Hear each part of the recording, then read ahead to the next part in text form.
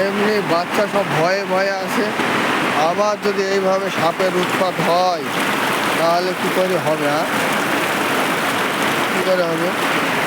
এদিকে বৃষ্টি হয়েছে আর এদিকে সাপেরও উৎপাত বেড়েছে। এত ভয় লাগছে ফার্মে আসতে, তার মাথা কাজ করছে না।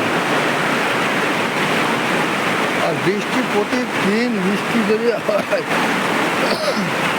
প্রতিদিন বৃষ্টি, প্রতিদিন এইভাবে প্রতিদিন বৃষ্টি হলে হয়, ভয় লাগছে ফার্মে আসতে।